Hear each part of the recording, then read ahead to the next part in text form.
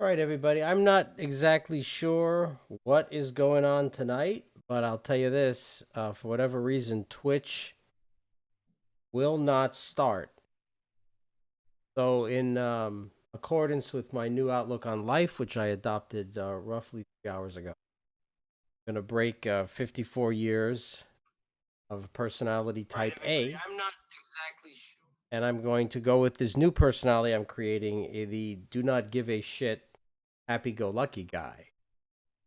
So I don't really care. Twitch, don't really care to waste time figuring out why we can't get on Twitch. I'll tell you, we're on Periscope and we're on YouTube, and it looks like everything is working pretty good on those two platforms.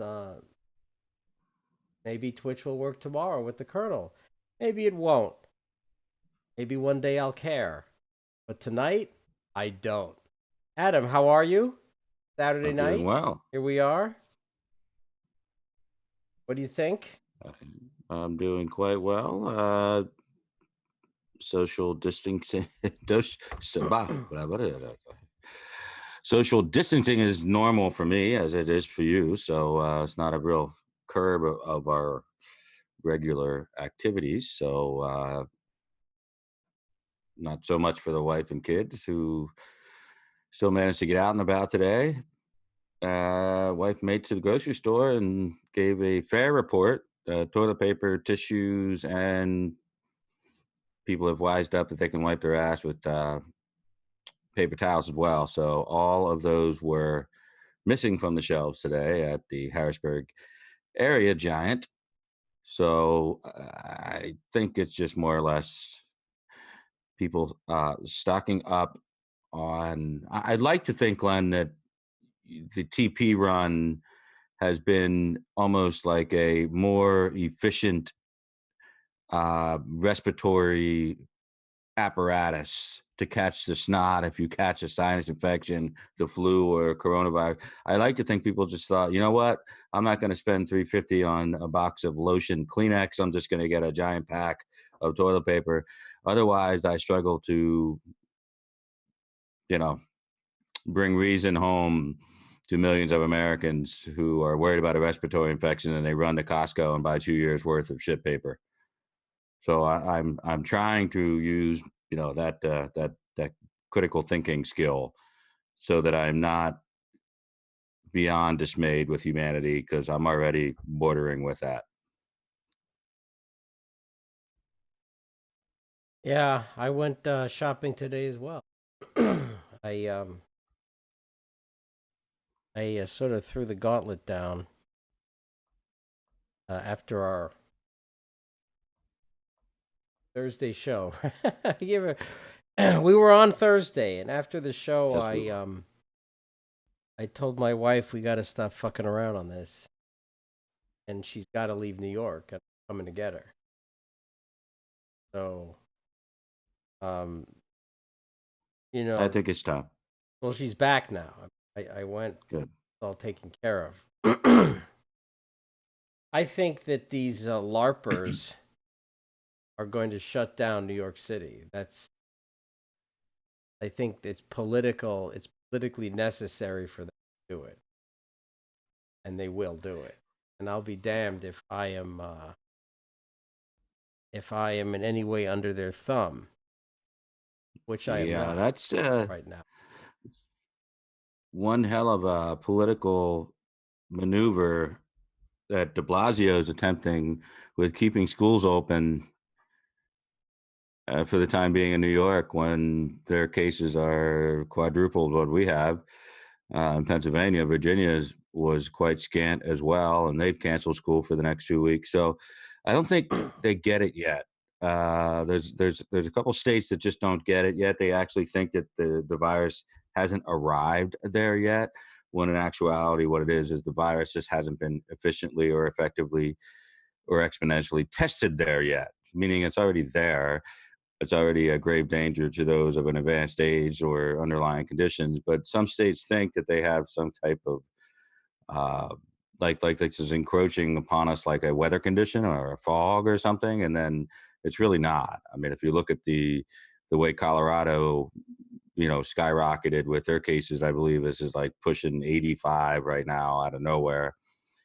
It's just it's discontiguous geographically that the spikes are happening. So what people just have to understand is we're going to bite the bullet a little bit here, but I think we're doing something that America's never really done before, at least not in my lifetime. I've never seen this type of elongated, protracted attempt to socially distance people in what I hope is not a futile attempt to flatten this curve of impact. But if you look at it now, I mean, 9/11 aside, which was really it's maybe up to 72 hours really of a main impact. Sporting events were up and running again. The World Series was up again, I believe, on the 14th when we had George W. throw out the first pitch for the Yankees. I think that this is something unheard of. I mean, you're getting rid of the Masters. You're delaying the Masters for the first time, and that's been every year since 1934. Of course, the NIT and NCAA, double A rather, March Madness. You're getting rid of that for the first time combined, I think, in like 75 years. You're talking about major drastic move. Baseball has delayed their season. Hockey has suspended theirs. NBA has suspended theirs. Uh, Towns, cities are limiting groups to 250 or less. I mean, what we're trying to do here is effectively catch up with what we see happening in Europe and do it on the front end of the curve rather than the back end of the curve. So, when you hear the Democrats talk about things like, well, we should have just taken all the WHO test kits and started testing like wild around here. That's how you get panic, Glenn. I mean, if Trump would have just said, you know what, instead of banning travel from China and then eventually Italy and Europe and whatever, South Korea, let's just use these suspect WHO testing kits. And all of a sudden you got positives running all around the country because you hit little pockets, then you've got panic everywhere. You got full scale panic. You have overrun clinicians and general physicians. You've got overrun hospitals. Listen, I'm not saying everything's been perfect, but this is America. We don't stockpile millions and millions and millions of virus test kits. And even if you did, you'd still have to find and identify the correct strain so that the test kit can reveal the proper diagnosis. So there's a lot of things that have to go on with these type of ordeals. And yes, there's going to be traffic at the points that are starting to open it up where we can get drive-by testing. I encourage you to remember that the CDC is asking you to go to the website first. The process will work much better for you. You will already have a number assigned. They will have your phone number. Everything will work better if you end up sitting in a line of traffic for 3 hours to get tested at a Walgreens or a Walmart, and you get up there and you don't know what you're doing or what the process is. You know what? You won't not only hurt yourself, you've hurt the people that are administering these tests, and you're hurting the person behind you who did it the right way. So you go to the CDC website, and if you have absolutely no symptoms, it doesn't really matter whether or not you ask your doctor to get tested or go to a drive-through. You're not going to get tested, right? Because that's where we're at right now. We can't really, when you've got a country of 320 million people, you've got cases that are discontiguously geographically located. You cannot use, we don't have 320 million test kits. Nobody does in the world. And to be compared to these smaller populations like South Korea, which I think is just completely unfair. The shitty American media to stand up and say, let's compare South Korea and their testing kit rate with America, which is spread out in, I don't know, one of the largest land masses, in all the world. So, behind Russia or whatever in China, but you've also got 320 million people spread out through that entire landmass. So I think it's a ridiculous concept to be testing otherwise healthy people of a otherwise unremarkable age with asymptomatic. We cannot beat this with mere testing identification. It's not going to work that way. You have to take it upon yourself to do a move that you did today. Because you know what? I'm going to take my wife out of this element because the chances of it spreading very quickly or hoarding and price gouging getting out of control is Manhattan. So you know what? I'm going to bring my wife to the very reason why I bought this place, so that if anything ever went to hell in this world, we'd have a place to be and be self-sufficient. Smart move on your part.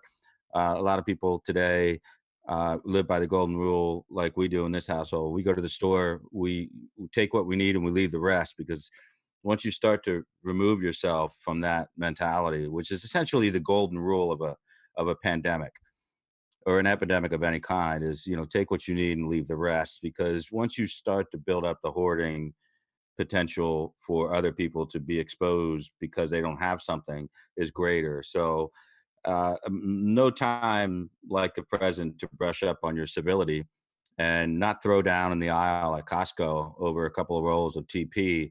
And honestly, Glenn, people were shitting in this country for about 100 years without ever knowing that paper would be anything that could be used to wipe their ass. I think we'll be okay. I encourage people to just hold standards of civility.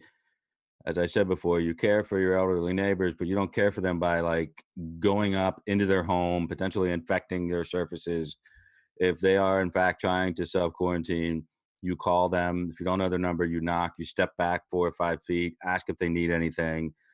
Realistically, stay away from your grandparents, your parents, if they're over 70, 65, or if you have somebody in your family that has, diabetes one, that they've been inflicted with something or afflicted with something for their whole life and have underlying heart or lung or any type of pulmonary condition. These are the same thing Dr. Fauci's been saying. It's the same thing that, people watching during the day have been hearing from Dr. Oz and other people. These are basic pieces of advice. The real twist here is the economic twist, and Steve Mnuchin made a pretty big gamble on Friday. He set it up where the president's press conference in the Rose Garden was set while the market was still open, and at that point it was up around, I think, 3.8%. We were doing well, right around 600 on the Dow, and it was so well orchestrated that by the time the market closed, which was right before the president started taking questions, which is a good idea, close the markets before that happened. It was actually up to over 9%, 9.5 or something percent. I've been alive watching the market for a great number of decades, and I have never seen a swell of 5% in about 40 minutes. 5% of the Dow in about 40 minutes. Now, that could swing wildly back come Monday. I don't know, and I'm not going to pretend to know, but I'll tell you this. Steve Mnuchin is making a gamble, keeping almost all the markets open. Chicago, I believe, will close the trading floors on Monday out of precaution. But for the most part, from what I'm hearing, Mnuchin wants to keep keep the markets open.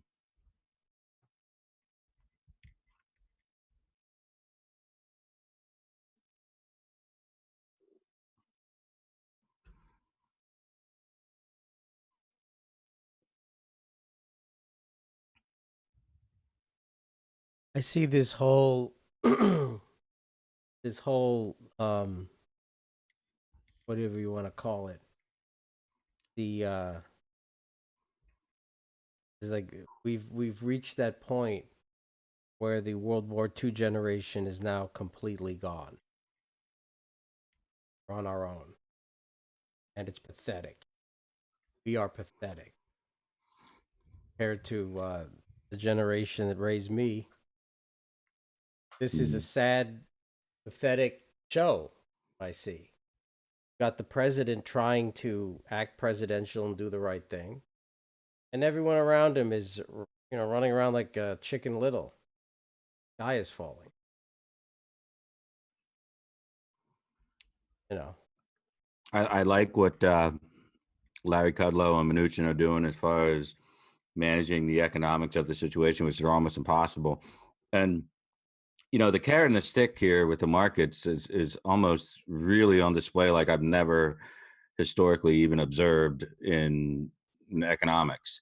So what you have is these wild swings. So you're not quite sure when to buy or when to sell. And I think this is going to be a very interesting week this week itself, because we should see, this is the week where if you look at the other countries and when they decided to or were able to start testing, you're going to start seeing the spike, and we're going to find out at what rate this thing is growing. And, we're going to start finding out a little bit more about the average age and condition of the people that have passed away to this.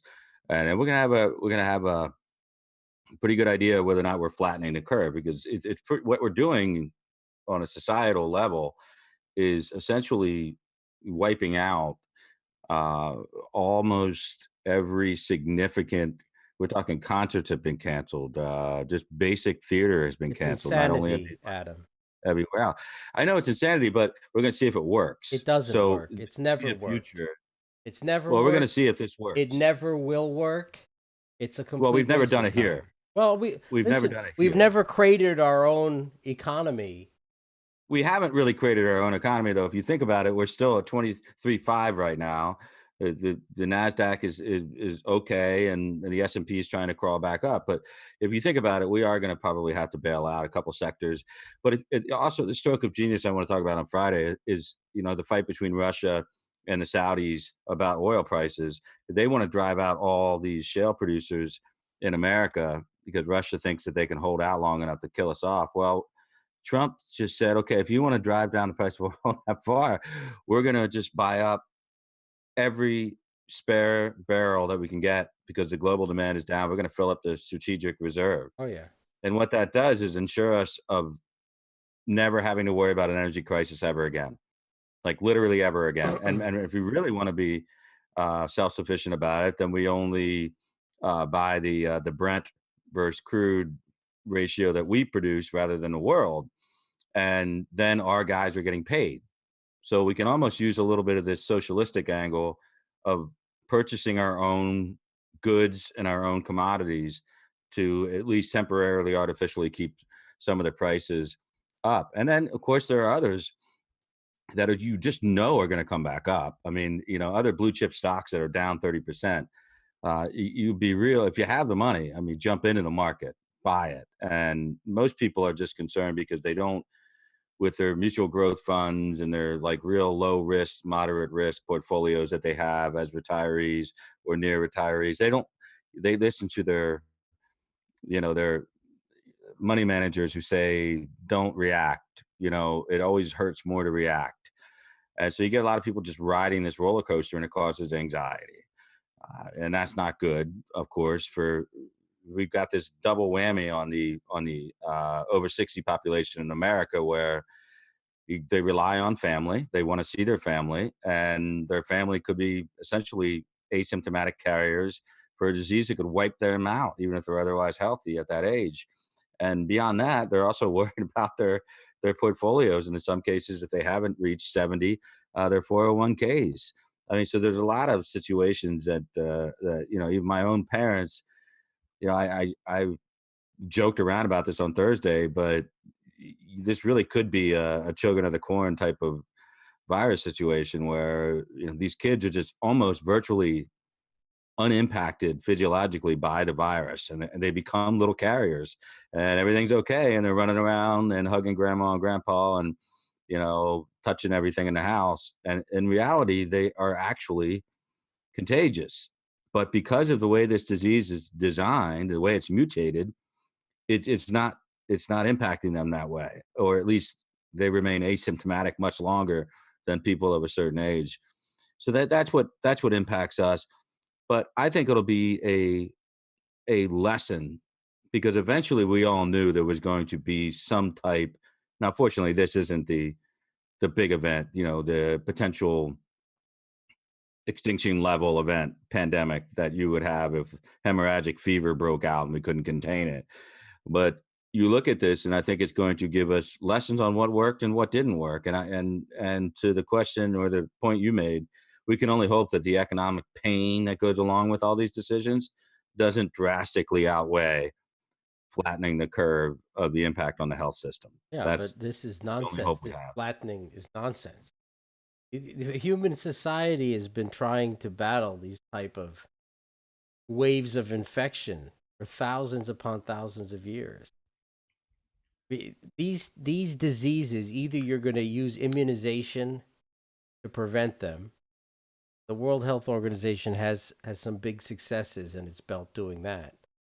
But once the Mhm. genie's out of the bottle, I mean, history has shown what tends to kill the waves of infection is these diseases tend to burn themselves out. Well, of course. There's a Yeah. natural life cycle to these diseases as well. What governments do and political people do is they take credit for that which they have nothing to do with. And the thing that really galls me about this is that these assholes in New York who are going to shut down New York City, you watch, they're going to do it. No matter what the outcome is, they're going to take credit. You see, they don't. They can act with Well, that's why I'm impunity. surprised that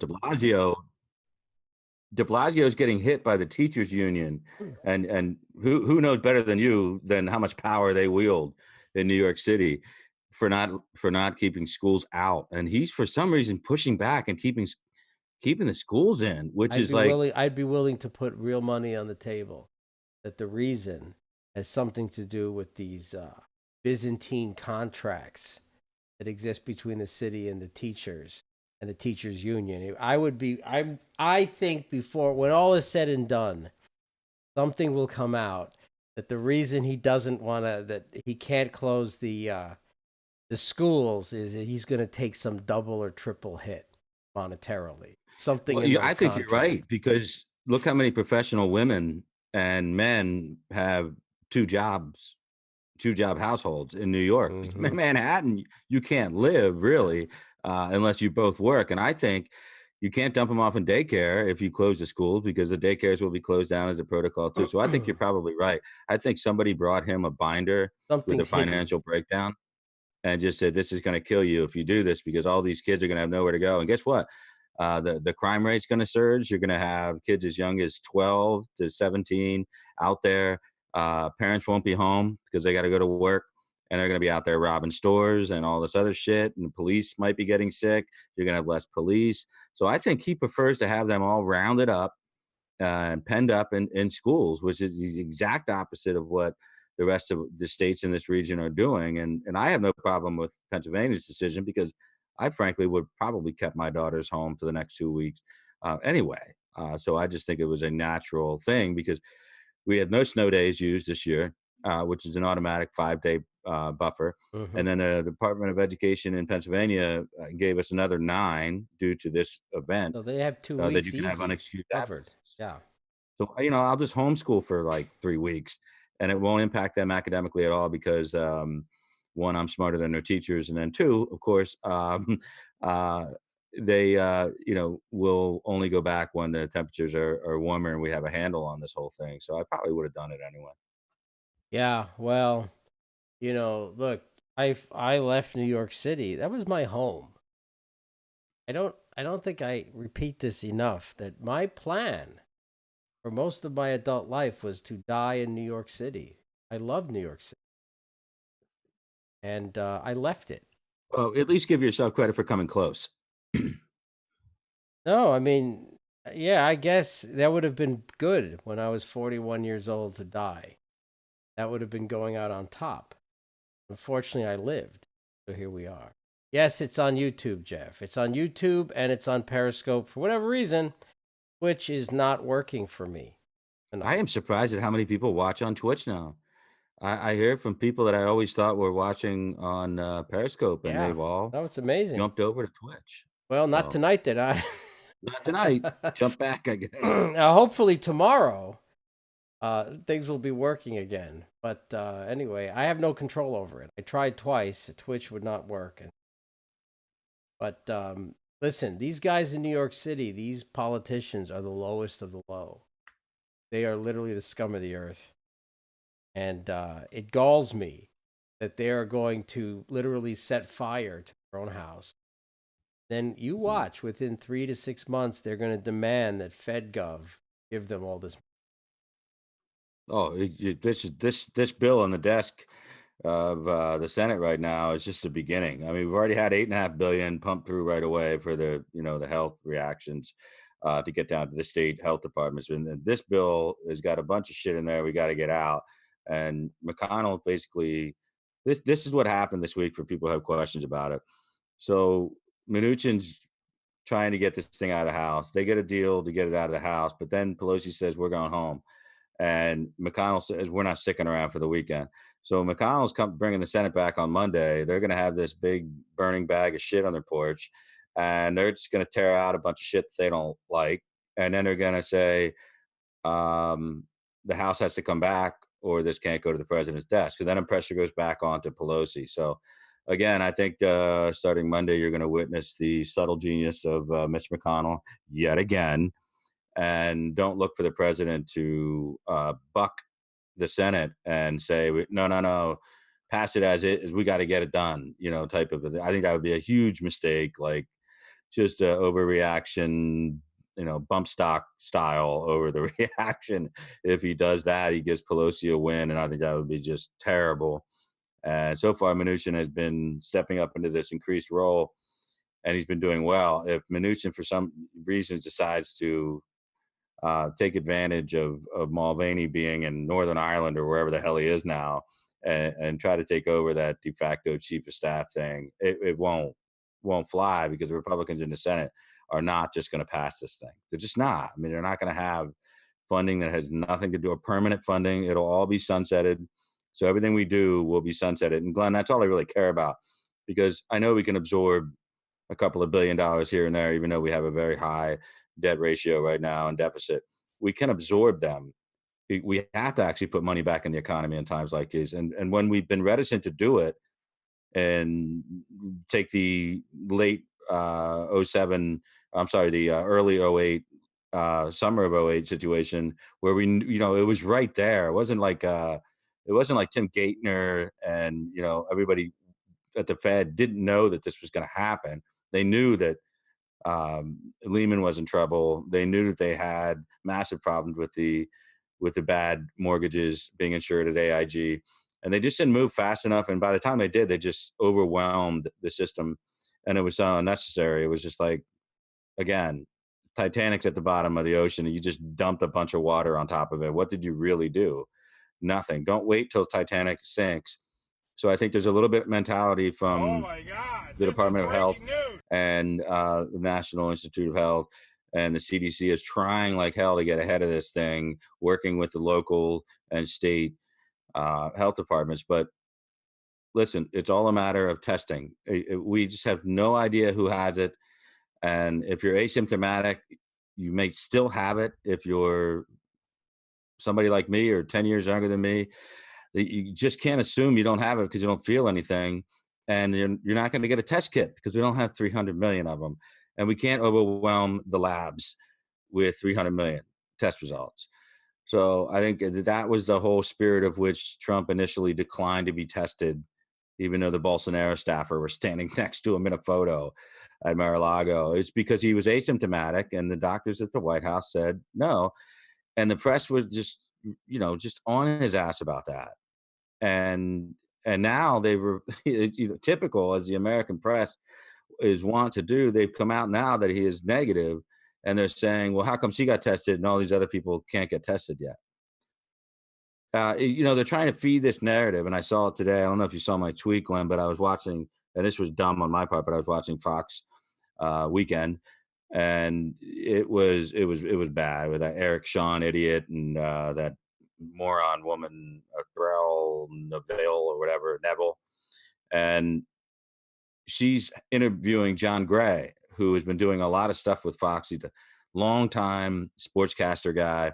He started doing some stuff with Fox because he was very close with Kobe Bryant, and he's been coming back and talking about things since that accident that cost him his life. He's been describing a lot of stuff because I think he's retired from sideline reporting or whatever. So he's getting interviewed by this Neville woman, and she's basically saying to him, a lot of people think it's unfair that Rudy Gobert, the center for the Utah Jazz that was tested positive, got tested when other people haven't. And he got apoplectic. It was a pretty cool clip. I didn't want to get flagged for like just bringing the clip up, but John Gray, who's very laid back, never gets upset about anything, just rips into her. Well, he claims he wasn't ripping into her, but she was using one of those old styles of arguments saying some people say, that it was unfair or whatever. And John Gray just said, listen, what do you mean? That's dumb. That's stupid. Do you realize that we shut down the entire NBA season because that player was tested positive? Are you saying that that player shouldn't have gotten a test? He had flu-like symptoms. He got tested, and he turned out to be positive, and his teammates did too, a couple, at least one, and it ended up resulting in a shutdown so quick that the games that were tipping off an hour later were shut down, and fans were all escorted out of the building. He said, "Who the hell would make that argument?" And then, of course, she got all bent out of shape about it because she looked stupid.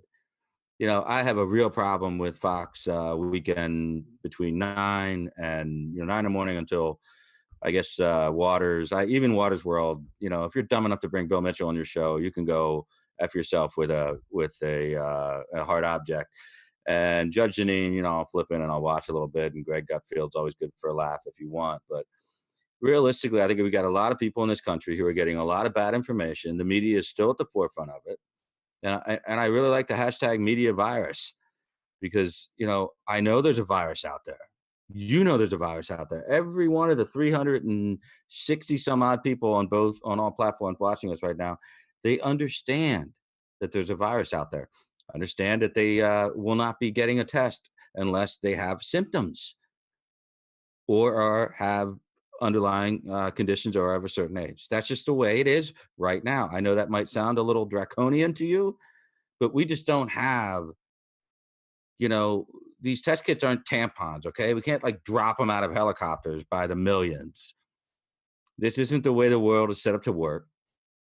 If you invest billions as a country, of the first world nation, if you invest billions into a pandemic of a novel coronavirus, it is almost like investing billions and billions into an asteroid that you've never seen, no astronomer's ever seen or identified as a threat. And you're just going to like go out and spend a shitload of taxpayer money just in case we need to come up with some crazy laser beam to shoot in some direction where this planet X might come out and wipe us out. It's dumb. We have a crap load of stuff that we had still around at the hospitals, warehouses, H1N1 stuff, all the masks, all the other types of things that you need to wear as hospital and emergency workers. We have shitloads of that all over the country. We're using it. We have been using it for the last couple of weeks. Now we're getting new stuff. So this whole, the federal government, particularly the United States, is a slumbering beast.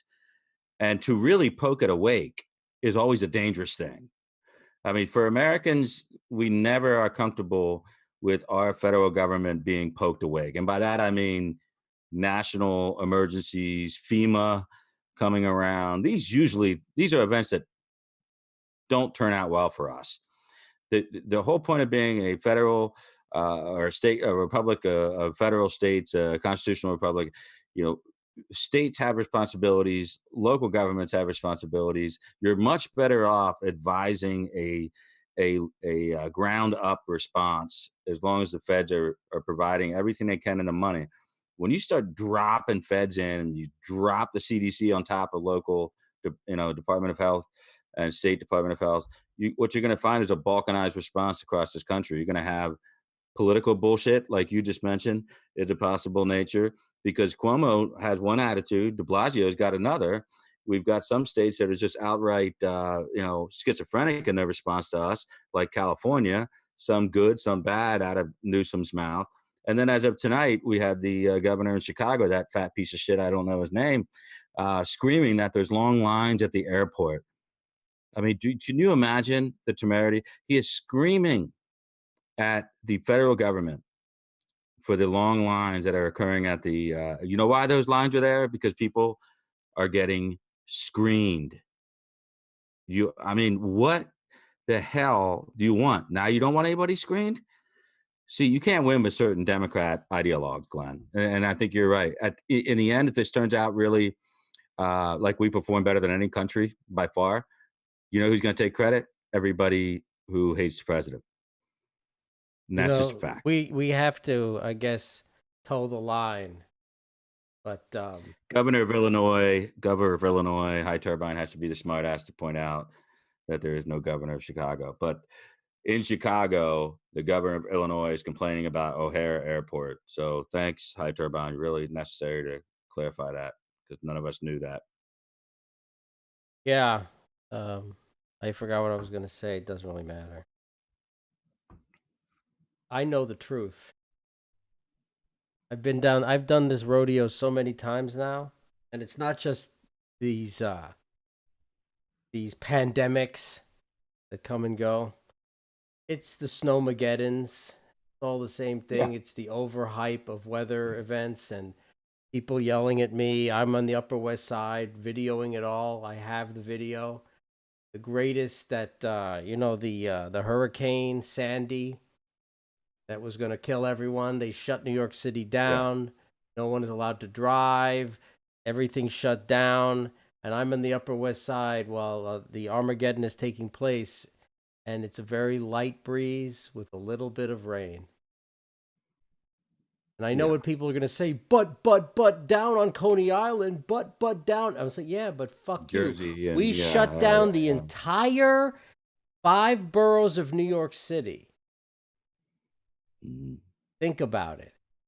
I'm telling you, this does not bode well for the future. It's like the Well, I'll adults are tell you one dead. thing: a They died. meteorological model is definitely not something that we can compare with what we've got now. I think we've got a model that we can't deny what's going to happen. So I think it's fine that you take the precautions that we have to take, but we've got to find a balance between, are we are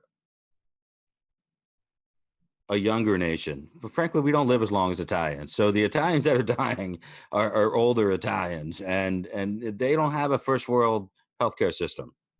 And so they're a little bit overwhelmed. And if you look at Iran, yeah, of course, they're doing crazy shit over there. They don't know what to do. They have no idea what the hell to do as far as like stopping the spread of this disease or treating it.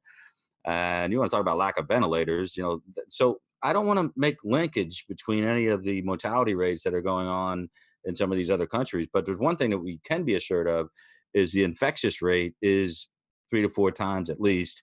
Some people say up to 10 times of what a normal influenza would be. I look at it you've got to find a balance between the economic damage and what we've done now. I think is just it's talked about a couple weeks, but if we continue beyond that, I think then you're risking pushing your economy into a real recession in an election year. And Trump has every right to be concerned. I think Trump is playing this battle on two fronts. And frankly, he'd be irresponsible not to. Otherwise, you're just handing the keys to the kingdom to the moron Biden, who's just going to criticize everything that you do. And it'll never be good enough. But I know that judging by the first 3 4 days of testing that's going to come in, and I'm talking New Rochelle style testing. Once we take that prototype and we start using it with the private sector as they described on Friday, we're of course going to see skyrocketing numbers of positive cases. Does that mean that those skyrocketing numbers of people getting infected all of a sudden? No. What it means is they finally got tested, and now we know where the pockets are, and then Right. you contain it Oh, from by the there. way, good luck explaining to the population at large everything you just said. You've been sucked into this somehow. I don't get it. You don't see what's going on, man. Yeah, You I do. they I do. I've But been I'm through looking this at it in so a many very clinical times. This political is exercise. the upteenth time I have to go through this exercise. The only problem is I'm old now and I've lost patience. At least when I was young, there was the excitement. We're all gonna die, maybe, sorta, kinda. Telling Well, you, I don't think we're you've seen this. I mean, this is new to you, so you should be happy this is because you've not never new. seen this. This is the same old shit. No, This it's is not. I mean, maybe the scare tactics and all the other media virus crap, but you have never seen a response in America like oh this, well, where okay. they shut down these events Well, see, but all over the nation. you are absolutely 1,000,000% right. Absolutely right. But that's why I'm pissed, because I know what's going on, man. And it's not. It has no, this has nothing, very little to nothing to do with controlling this virus. because viruses, once the genie is out of the bottle, unless you're willing to do what China has done, I'm not here to play games, right? and I'm And not we here know to what fuck China. around. Listen, we're not supposed to say these things, lest on YouTube, whatever. But China's reaction is actually the cold, calculated, unemotional reaction to it, which is kill everybody and burn their bodies, and then deny it to the world, just like what they do with their organ harvesting, right? All of these what do you call it? These human dioramas they're sending around the country. Maybe you've seen it, where they have executed Chinese prisoners. They've stripped their skin off, and they've made a buy a ticket and go see the human body in various states of decomposition and dissection. Yeah. Who are we viewing? We're viewing political prisoners who've been executed, and it's some kind of grip. This is the Chinese, man. And I'm telling you, even with all the murdering and all the burning, they're just waiting for the wave to sort of recede back into the ocean. There's very little you can do as human beings. Maybe you kill everyone.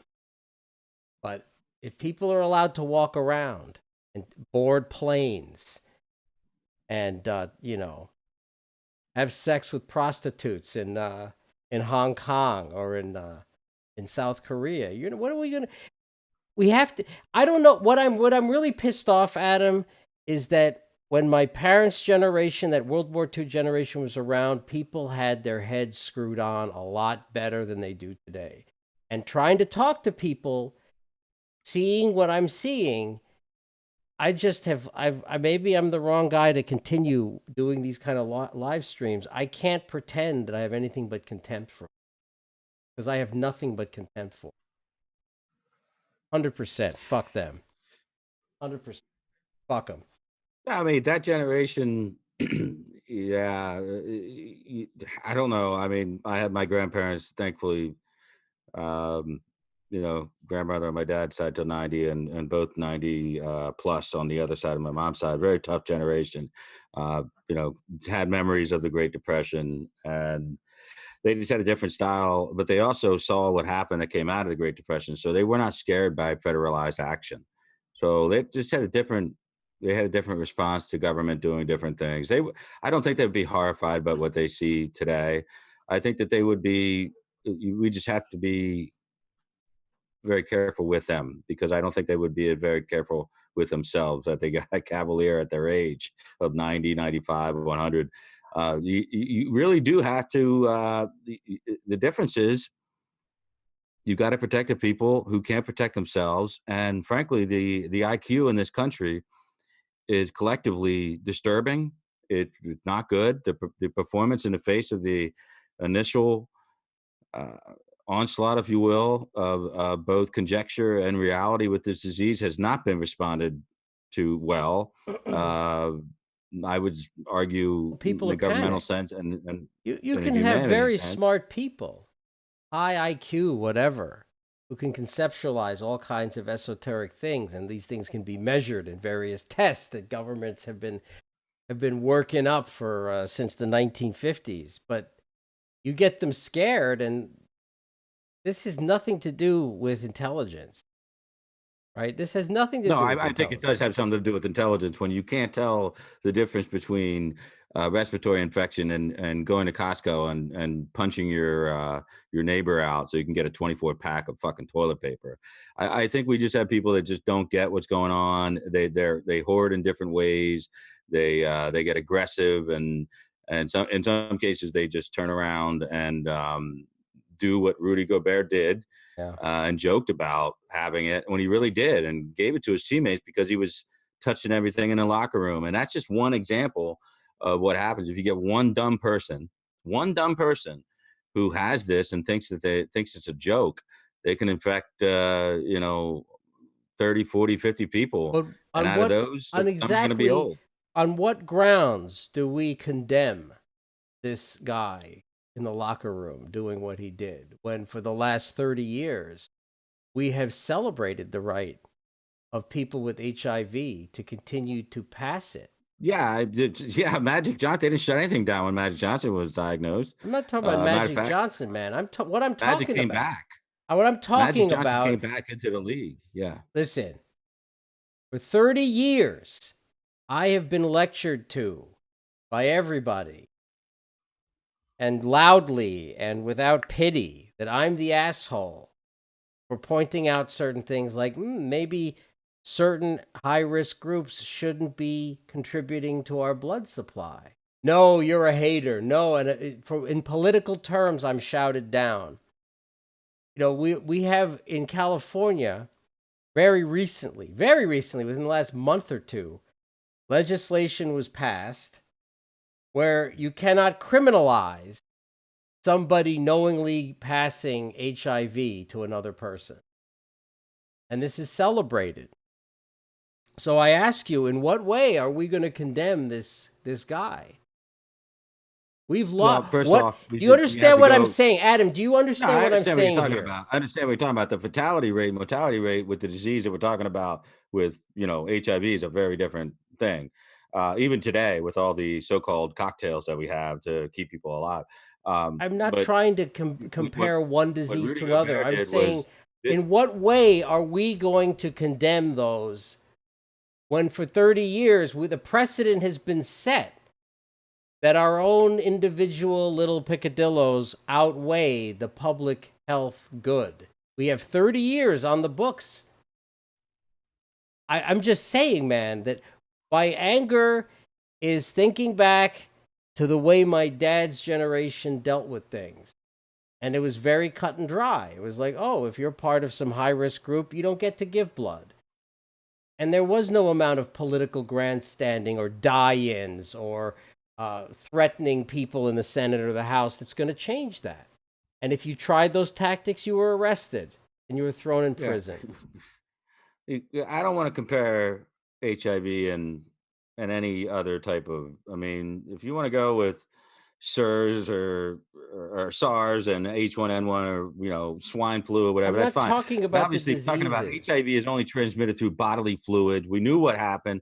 We knew that there people were a subset of users of drugs, shared needles, and gay sex were the ones that were going to get it. So, I mean, obviously, that's not the way it is with this disease. So, I want to toss out that whole metaphor and just leave that one to the dust, because that one is always been hanging over Ronald Reagan's head, and it's been hanging over it for 40 years, and I think somewhat unfairly. But once we did learn why HIV was happening, we managed to kind of like figure out how to stem that. But people keep telling me that H1N1, a lot of people die, of course, as swine flu, a lot of people died. Yeah. I get it. But there are also very different diseases. And a matter of fact, if this was hemorrhagic fever, which is a version of like Ebola or something, and we had that come out and get spread in any similar fashion like this, I'll tell you, man, I'd be all freaked out. I would be shutting down every goddamn country. I would not leave my house at all. I would hoard like a mother effer. But that's it. There's This is what I'm talking That's a about. circumstance. But that's what I'm talking about. I'm not trying to compare the diseases one way or the other. I'm saying philosophically, the country as it exists today it's not, we are no longer capable to make any real decisions. Everything is bullshit. And that we have 30 years of bullshitting behind us that I expect very little except LARPing, panic, and political bullshit. Listen, when the swine flu was going heavy in the 70s, the expectation was people are going to die. It's very sad. Diseases come and go. We're all going to die. And here are some things you can do. The government telling you, here are some things you can do to lessen the chances you're going to be negatively impacted by the swine flu. Yeah. They did not shut down all the movie theaters. They did not shut down the airports. They did not shut down people weren't going crazy hoarding and shit because people had a more realistic expectation about life. This is my point. But today, people think that even if they belong to a high-risk group, blood transmission, high-risk disease group, They have the constitutional right to donate blood, and the government agrees with them. Oh, okay. I mean, but we're not even talking about the same two sports here. Never mind, I Of mean, course, forget we it. I don't are, really care because about it's them. the same level of unreality now. We are now in an unreal area. You have a different level of acceptable losses, much like the Chinese, than the average American bear does. And I'm telling you what, it's an election year, so I see everything through a political I prism. understand that. It's not that I don't care about every human life, but to be honest with you, the more human lives lost in this calendar year is the greater hit to my president's chance at reelection. So the way I'm looking at this thing is as long as you're suspending, almost like suspended animation on the economy, and we can kind of reboot very quickly and get back up to where we need to be by the late summer, then I'm okay. If this thing starts to drag on, I'm gonna start to agree with you. If overabundance of caution starts to extend beyond 4 weeks from now, I'm going to be agreeing with you and saying that this is going to this is an overabundance of caution which will actually kill the economy. The same amount of people are likely to die, and what have we effectively done other than destroy part of our wealth and still lose this almost the same number of people? So I'm like, I'm not looking forward as much as I am looking at like right now. I'm trying to evaluate what the federal government under the president's leadership is doing, how hard it is to get everything with the federalized system the way it is, to get the governors who hate you to at least work with you and not bitch at you about stupid shit, and get the public sector, or I'm sorry, the private sector to work with the public sector to get this thing done. So I'm happy with the response that we got on Friday. I'm concerned, as other people are concerned, with just the rising number of cases, but I'm not surprised. I'm concerned, but not surprised. I mean, look everywhere else. Look what is happening. It's antithetical for us to turn around and look at each other as Americans and say, yeah, they don't wash their hands enough in Italy, or they're kind of gross in France, or yeah, there's Spain, the people in Spain, they don't know what the hell they're doing. I mean, we have this John Wayne attitude in America that I just think if it means hitting the pause button for 2-3 weeks, I'm okay with it. I mean, no one is suffering more than me with the entire sports world just shut down. My birthday coming up this week has always been a celebration linked with the start of the March Madness tournament, and it's something I've been actively celebrating in conjunction with our birthday since I was 5 or 6 years old. And that's dead, and that's gone, and that's something Hmm. that's held offices together, literally. The unofficial betting pool in these office pools during the tourney has literally kept people from like going homicidal. So this is a big loss. I think it's not to be understated that this doesn't mean that the NBA season is going to get back in time to do anything but the playoffs, and that's going to change the whole dynamic because people were fighting for to get out of ninth place into eighth place. It changes everything in America. Everything has to be played out fairly, and when it's not, we don't like it. And it's also a chance for us to kick back and analyze how we live our lives. We are absolutely focused on being not focused. As Americans, we are absolutely in dire need of distractions, be it the theater in New York or some of the other larger cities, be it just going to a movie theater that they've closed down to some people want to watch dumb movies and give money to Hollywood who hates the president. Or mainly it's sports, and to be canceling things like NASCAR, like, holy hell, we don't need anybody in the seats to postpone a NASCAR race. Most of the money comes out of your television contract with Fox anyway. I mean, some of this stuff is just, now you got UFC fights today, and God knows I'm so desperate for sports. I tried to watch this. To me, it looks like unconsensual prison sex, and it's not something I can watch.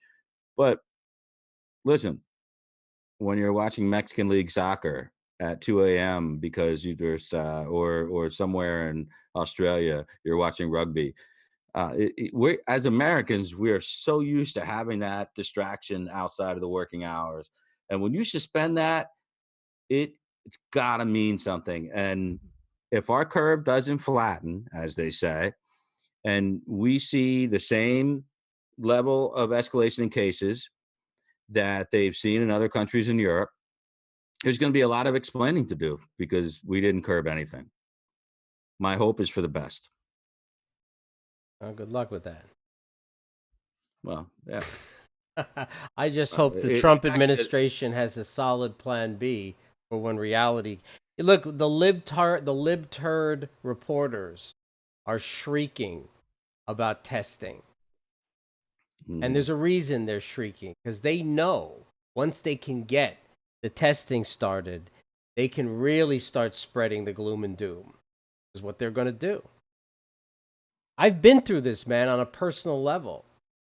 When I was first hospitalized, I was in such bad shape that my doctor didn't want me to do things like check my blood pressure at home. He told me not to worry about it.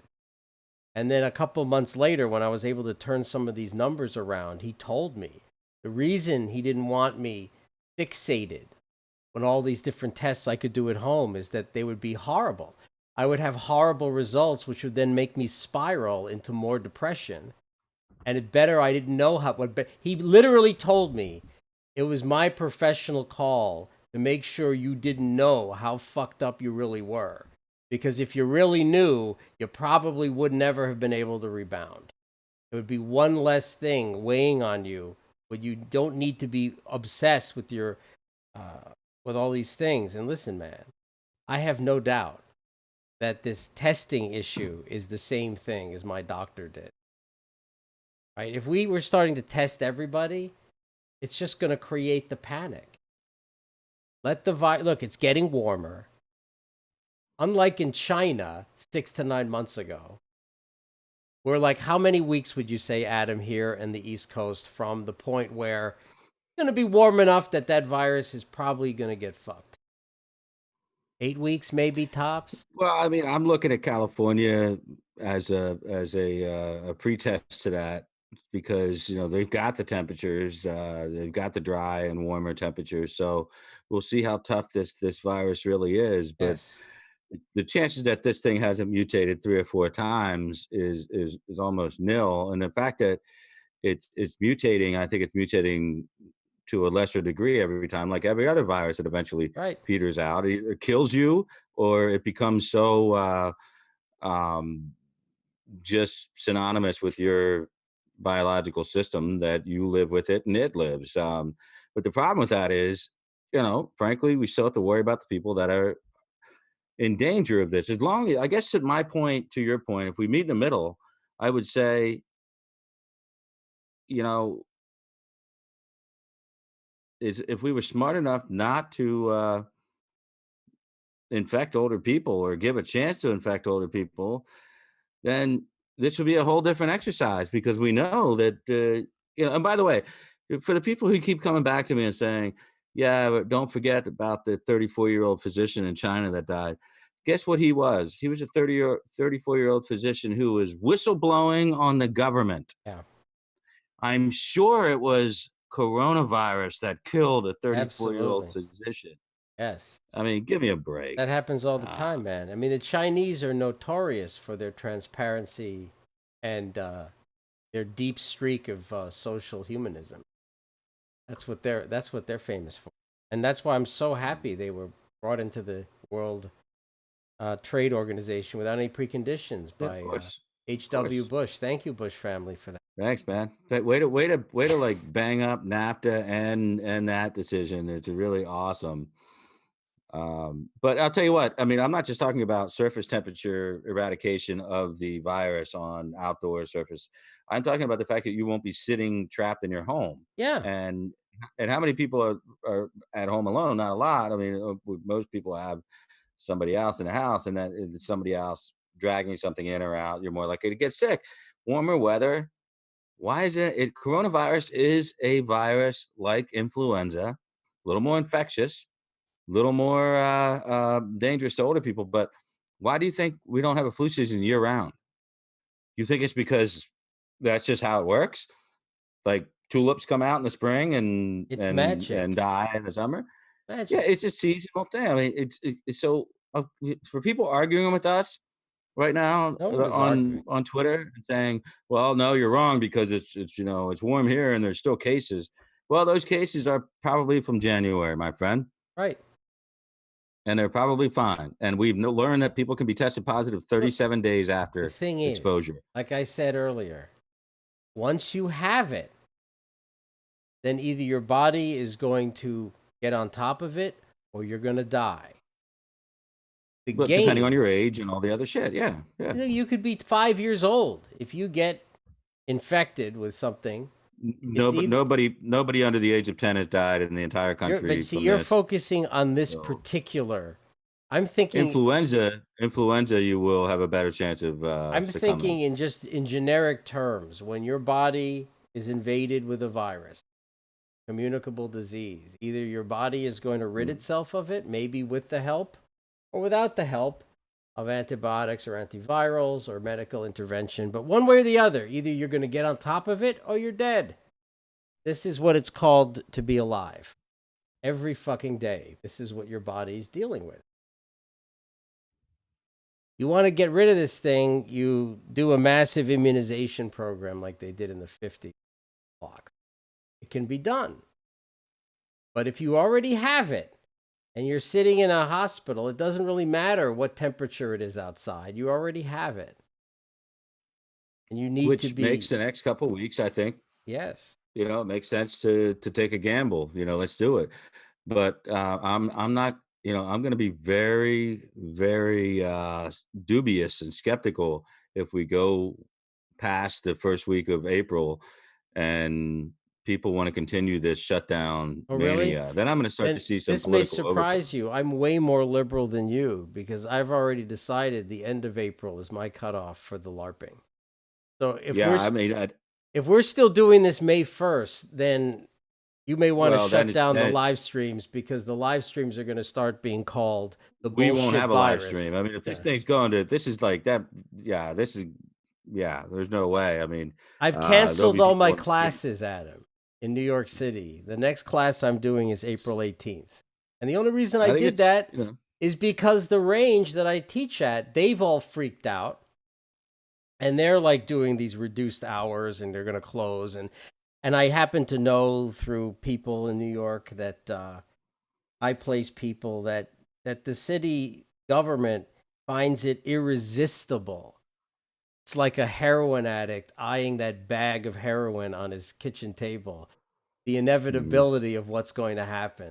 They will not be able to restrain themselves. They get a fucking hard on being able to play God because that's what it is. They're going to shut down New York City, dude. They're going to shut it down. And if they don't, on the off chance they don't, the fucktards that own the building that we live in, they already have the big hard on to shut down our building because that's the new trend. You see these liberal assholes. They have a fad going in Manhattan, these building owners. Who's going to be the one to shut down? And they get some press too. So there's like this negative reinforcement going on. So one way or the other, I'm thinking even if we somehow don't shut down the city, which I see is unlikely, I think they will, then the building is probably going to get shut down because I know the management in that building. They're scum of the earth, dumb motherfuckers. And so I made that decision. I told my wife, listen, all of your meetings for the next 8 weeks are canceled. I don't want to hear about any of your LARPing and stupid. It's all done. You're not going to be doing any more fake meetings, going to hang out with your friends. That's done. I'm coming to get you, and you're going to stay here for 8 weeks. And I was going to continue to go to New York and teach those classes because I know I'm not afraid of this nonsense.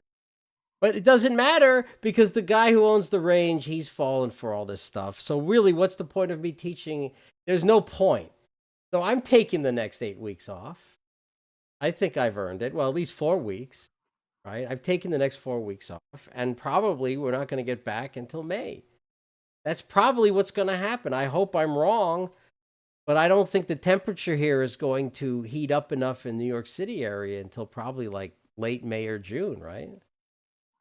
So, Well, yeah. I mean, if you start quarantining people up, you're going to start creating petri dishes of nightmare consequences there. So I would hope people still get out and they can telework, but still take a 2 block walk to the market, buy what they need, go home, go out to Central Park, walk. If you're 4 feet, 5 feet away from anyone who's not like hacking in your face, you're okay. Right.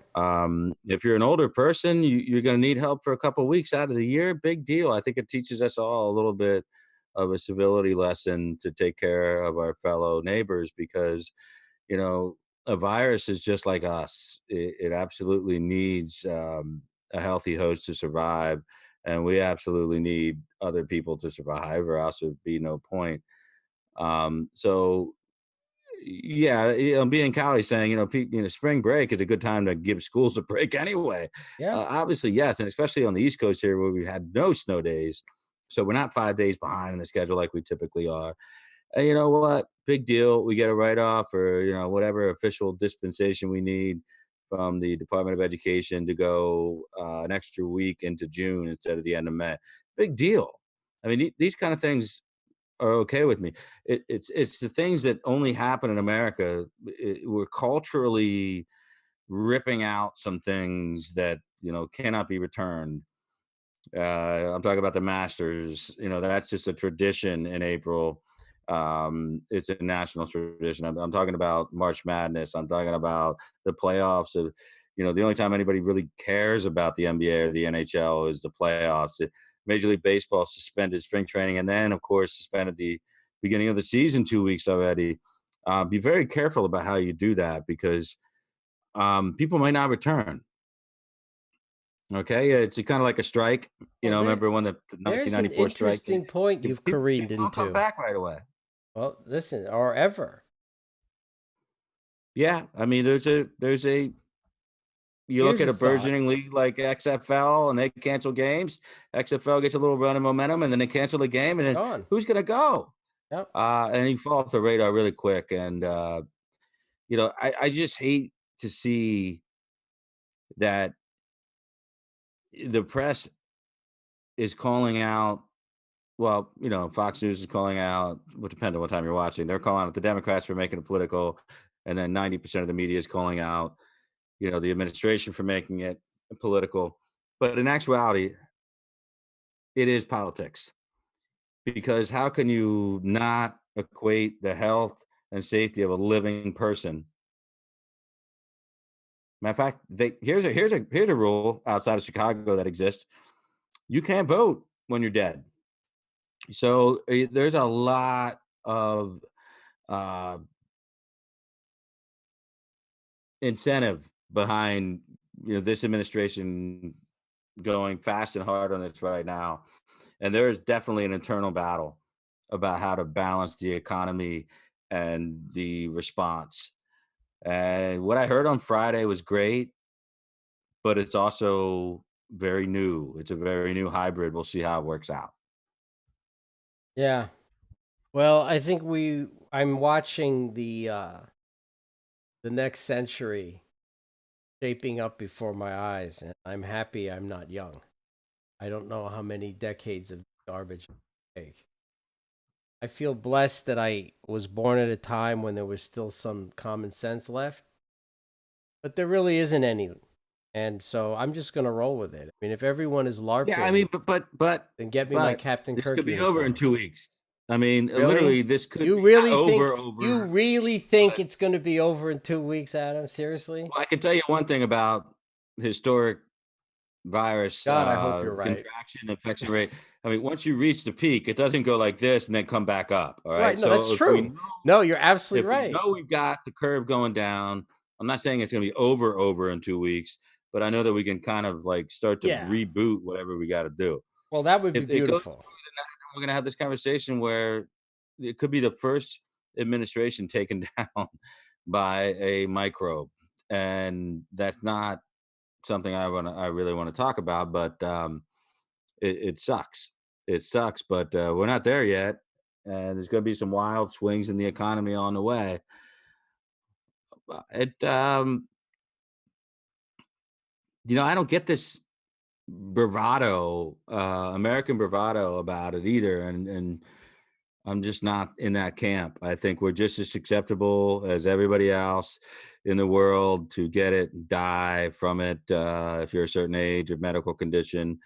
I just think if you can keep it tampered down until you can do outdoor FEMA tent hospital setups and keep people out of hospitals, you're not taking up ventilators inside the hospital. I don't think it's going to come down to this life or death decision where two people are sick and one's 45, one's 55, and the 45 gets a ventilator. That's not a first world problem. That's the kind of thing you see in a movie, and I don't see that happening. And I want to remind everybody right now that the CDC, using the right to try law passed by President Trump, already skipped human trials and are providing potential treatment with antiviral drugs Mm-hmm. specifically targeting this virus. It may work, it may not work. The point is, we have the chance to do it right now, and we're doing it because of legislation previously signed. Because you got a 65-year-old a diabetic with a bad heart, and they're infected with the COVID-19, and you're going to tell them that they're not going to be able to have a chance, that 1 in 1,000 chance to have something that hasn't had a human trial yet. No, see, Trump did away with that, like 18, 22 months ago when he signed in the right to try law. So he set himself up to improve or save American lives. And frankly, you and I both know how the business world works with the biotech firms. There's zero chance the next flu season starts without a specific vaccine targeting this Wuhan virus. So we just got to get through this initial period. Yeah. Well, listen, I have to have faith that the president knows how to take care of this. But I see it as 90% political, everything, 10% biologic. Well, I mean, hey, That's dead people my aren't political, that's how I but see it. I'm sorry. so far I don't see any diversion from influenza. Matter of fact, the only diversion from influenza I see is that it's more harmful for the elderly, less so to the very young.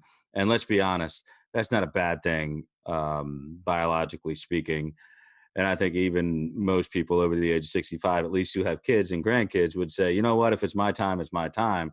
I wouldn't want a strain of the flu to break out where kids under 10 were most acceptable to be harmed from it. And in fact, this is the opposite type of situation. So, you know what? A lot of responsibility. We talked about it a little bit earlier, and that generation is gone.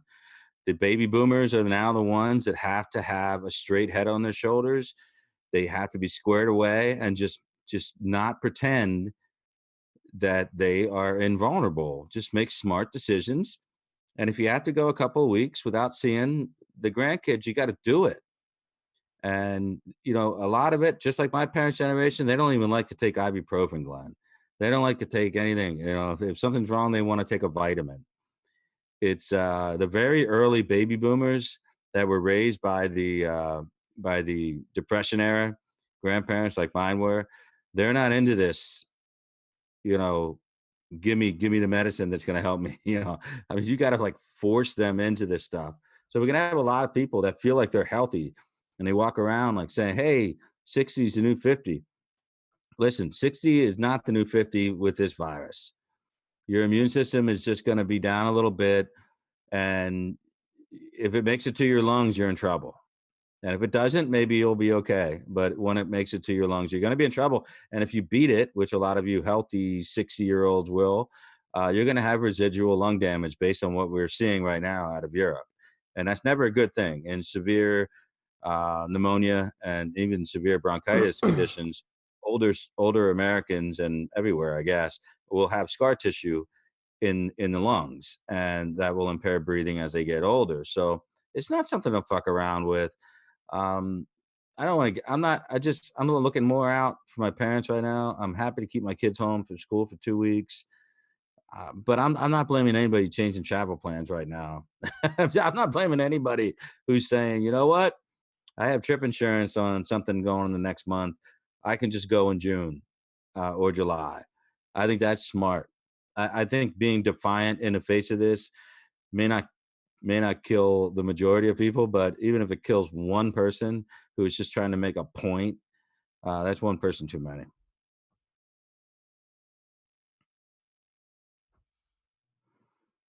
Well, listen, this pathetic society we've somehow groomed, um, whether it's this week, next year, and 20 years from now, the laws of material nature will reexert themselves. Our society will have to Yeah. accept. You have to accept reality. You can only LARP for so long.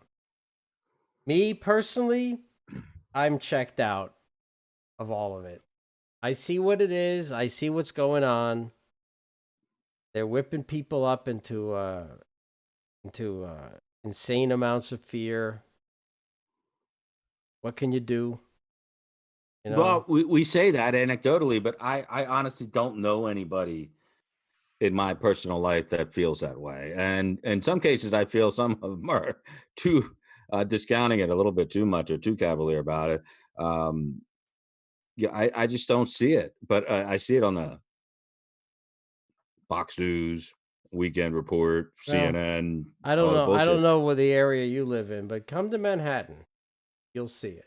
Yeah, no, I'm not going to. Why would I do that? Because, listen, Absolutely not. I'm telling you, you have people ready to punch each other, intimidating each other, fighting with each other over toilet paper, over my wife told me there was some big fight the Fairway Market over like some kind of vegetable. I can't remember which vegetable. Something like something you wouldn't expect would ever be the object of any kind of altercation. My wife said cauliflower was out, and I'm like, Cauliflower, yes, yes. what the? So there it is. I just, look, I don't know. People, a lot of the MAGA people say bad things about the Mormons regularly in our chats. But I'll tell you this, guys, the Mormons are way smarter about this stuff than all of you. And I realized that back in the 80s when the guy I went to high school with, his parents always had about, I think, 6 months of food stock in their basement. And we've got about, I think we've probably got, I'm not even Mormon. I have no interest in Mormonism. Yet, I probably have at least 6 to 9 months of food here. Yeah, I've never even opened up that freezer out in your other front room, It's but your completely fridge full. alone is Completely full, is pretty. jammed Yeah. full. And so And I'm that's talking like you've got the freezer, plus you've also got as close to non-perishable shit in mason jars in your fridge that I've ever seen that are going to go bad real quickly. And I'm sure you have other shit in the pantry that Obi didn't open and eat. right. No, we got a ton of stuff, man. Jeff, we got a guy on Periscope side, Jeff Pow 6. Mm. He's Mormon, and he says he's ready. Yeah. See?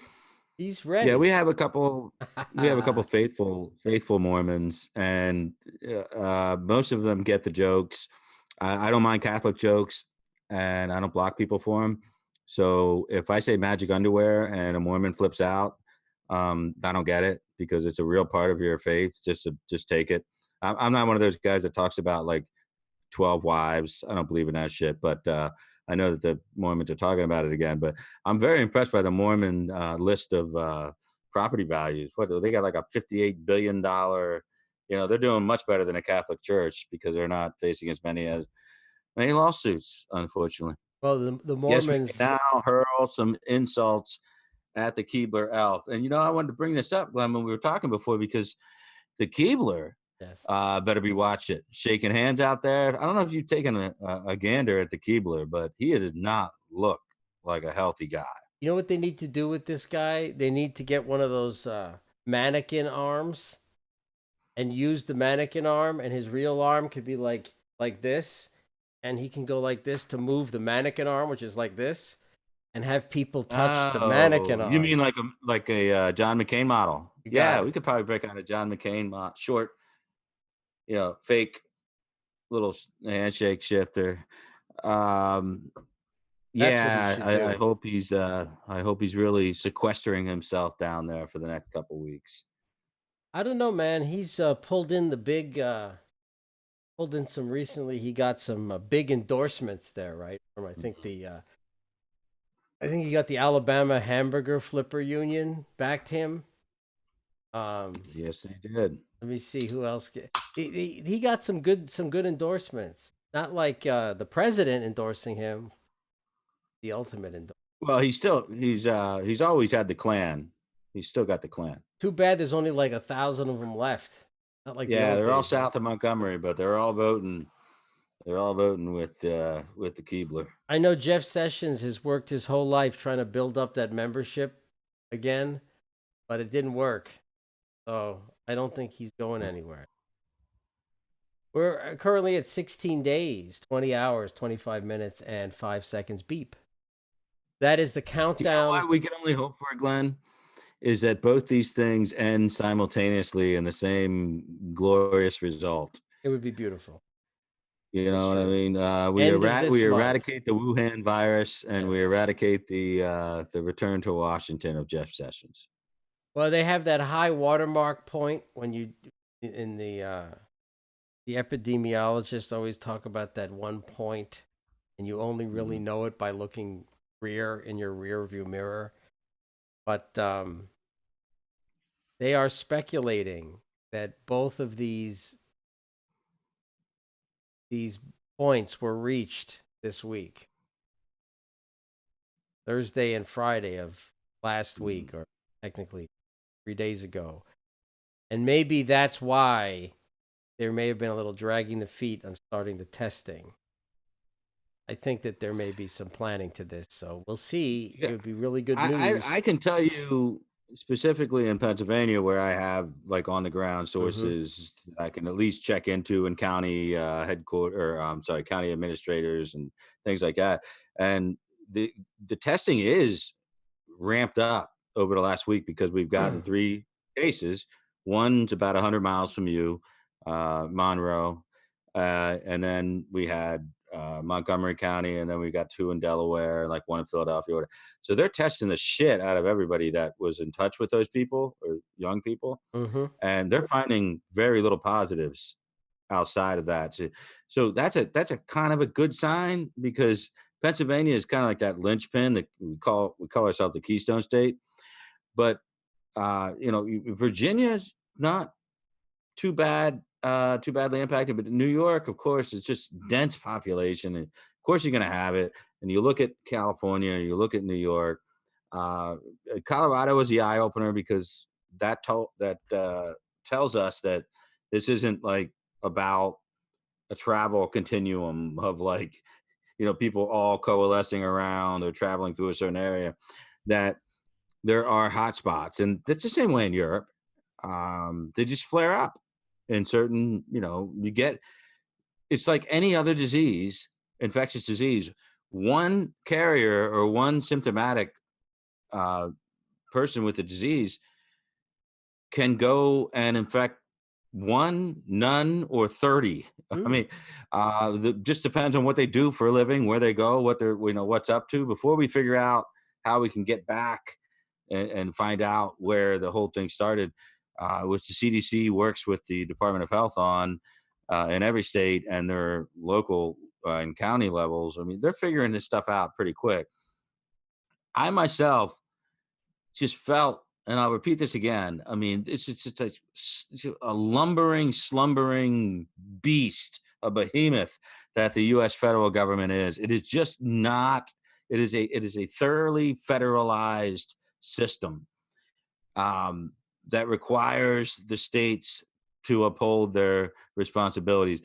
The federal government, in and of itself, is just not proportionate to being able to do a nationwide response on anything. And it's time that we all gather ourselves around the fire and tell ourselves that if there ever is a major event, it's not going to go well.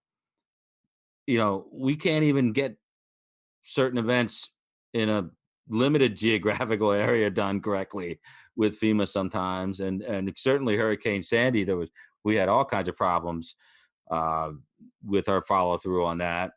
And Katrina, I feel like it's a cheap shot to even bring it up.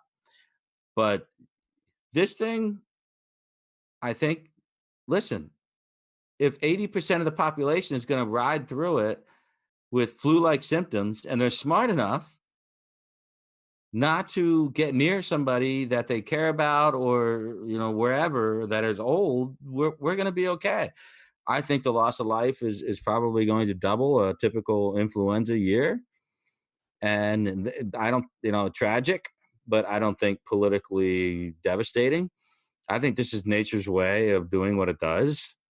It might be the most, I don't mean to sound insensitive, but if you're going to have a virus and it's calling the herd, it calls the herd of people that have underlying illnesses. They're older. That to me sounds a hell of a lot like biological realities that we've known for a long time. Yeah, Yeah, it's well, that's the problem. Everybody worships the government, and then one day they realize the government can't really fix it. The big ticket items like birth and death and old age, no government can fix that. They can lie to you. They can make it seem like they can do it. They yeah. can't. They can't. And woe unto But all of us for believing they could in the first place. Starting with those baby boomer scum. For Christ's sakes, I I, mean, back in 1976, 77, I dedicated my life. I dedicated my life to the eradication of hippies. And I'm not going to sit here and lie in 2020 like, oh, yeah, they're really going to get their act together. Those baby boomers, the hippies, not the boomers, the hippies, were the most selfish people ever to walk the American plane. They were selfish in their youth. They shit on their parents who were better than them in every way possible. Then when they hit middle age, they all became super materialistic and they wanted to ban everything so that no one else could have a good childhood or have fun when they were young like they did. They are literally the worst people I've ever seen. And now they believe that the government will save them. This is like the last act of a moron who's been wrong on everything in his entire life. Their last act is, oh, the government will save me. Really? Show me one example where the government is saving it. They're saving you from well, I mean, keeping your you money. got to be careful when you call the government in, and because you're calling in something that's just not going to be the right size for the fix, and that's just the reality. As far as baby boomers are concerned, I mean, we got to remember that extends to anybody that was born between 46 and 63, so it's not covering everybody altogether. But my parents are the opposite of everything you just said, and they're in their mid 70s, extremely conservative, not relying on Oh, anything, can't sure. Well, really. during that horrible period, the hippies weren't everybody. The hippies started out as a Yeah, small not here. I mean, percentage. Pennsylvania, you couldn't find any hippies back Oh, in I'm the sure there were some, back. and they all went to New York City or Philadelphia. Yeah, that's what they had. What do you call it, the hippie flight? Like, they all Well, got out because they that's knew that's what happened is that Nebraska. you'd have a couple of reprobates in your local high school, and they would end up hitching a Mm. ride to like either Haight Ashbury or downtown Lower East Side New York, where they can be filthy and shoot heroin and talk about Allen Ginsberg's so-called poetry. But for most of the Americans I remember in the 70s, late 60s, 70s, were normal people who voted for Richard Nixon, who hated hippies, Oh yeah, yeah. right? But the hippie scourge, make no mistake, the hippies won. They won. And I look around and I'm amazed that these commie bastards were able to not they were like roaches. They survived the Cold War and now have infested our entire society. Well, they're not. I mean, It's it depends on they're where they were geographically. So I We mean, I beat, don't. and by the way, Adam, we beat them fair and square. By the end of the 80s, we had beaten them. But somehow or other, Bill Clinton convinced generations of Americans that the 80s were a horrible period where everyone was poor. in the history of this Actions country, have you know, consequences, people. was just rewritten, and they gave no proof. They just said things. They just repeated over and over for 15, 20 years that, the capitalism doesn't work. That's all you have to do. That's what shocked me, is all you have to do is repeat a lie over and over and over again. And people will just accept it if it makes emotional sense to accept it. That's why I have very little faith in what's going on right now. And I'm telling you, man, if we're still having this conversation, let's say May 5th, May 6th, we're in big trouble, man. If we're still having a conversation about empty arenas and leagues not starting and 1,000-point swings in the Dow on a daily basis, then we're also talking about a 70% chance of losing re-election. So let us hope that that's not what's forthcoming. I don't think that's going to happen. I mean, what are we at right now? Where are we at right now? The 14th Mm-hmm. of March. I give it 1 month. I give it 1 month, and you know what? I mean, I'm not saying 1 month up and running, but 1 month saying, okay, this is when things are. Right. We're going back to it, and it better damn well be the 1st of May for everything. I want everything back up. Well, I'm assuming that this process, if managed correctly, at the end of it, the administration gets to declare complete victory over the situation and actually run on this. That's what we're hoping for. Are we not? I think there's a good possibility that Trump is learning through this process. I think there's a humble pie that's been, sliced and served in part to him, and he's learning. You can tell he's learning, and it's kind of funny to watch, like, all the people that are concerned about him during the Oval Office address, and maybe some of but he's just trying to mirror the Mike Pence serious tone, the sober tone of the whole thing. This isn't fun for Trump. This isn't. There's no way he can kind of like take this thing head on, and when he does, it's really awkward. Like, this virus doesn't stand a chance against us. I mean, those are clips that the Democrats are like sitting on, hoping that 120,000 Americans die because they can just play it. And so, I don't like it when he, made the market about himself. And I told you this a million times, and I've told everybody Mm-hmm. on here a million times. When he made the market all about him, when it was good, I told you there would be a day where that wouldn't be good. And, we faced a couple of those days over the last week. And I think he's learning. I mean, he's becoming a political animal. He's striking somewhat of the right tone. I honestly think that this Dr. Guy Fauci, I think he's something of a whimsical wizard when it comes to cutting the tension out of these things. And the tall woman, the doctor, I can't remember her name, she's doing a phenomenal job. And I think, they've kind of pushed Alizar to the back, but I think he's, I don't think I've heard any rumors to him doing a bad job. They pushed the CDC guy to the back because, there were a lot of drop balls with the CDC, and that's not uncommon with the CDC. They pretty much fail for the get-go for almost everything, and hopefully get their shit together at some point. I hope we pick up on the momentum of Friday's dog and pony show, and hope it's not just dog and pony. I hope that the states can actually get all this stuff done. It's easy for Walgreens, CVS, and Walmart to get up there and say, we'll give up part of our parking lot and we'll work with you and blah, blah. That's the easy part. Getting it actually done, it's hard because we have not staffed up these parts of the government in a long, long time.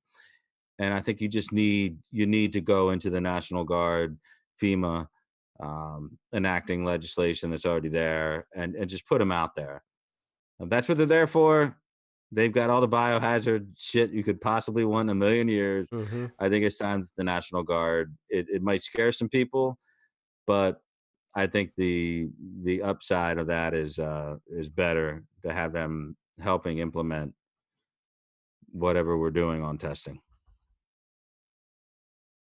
Dr. Burke, thank you, Kai Stevens.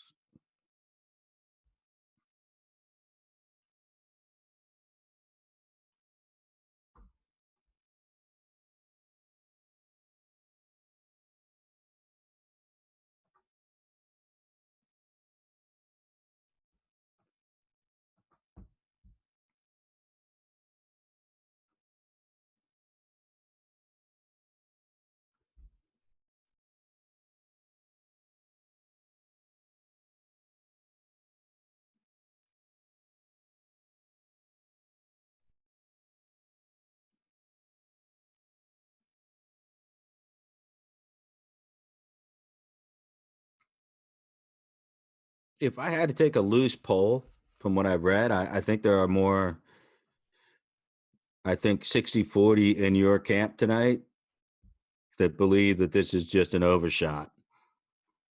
Too much, too much, too soon. And I think most people are thinking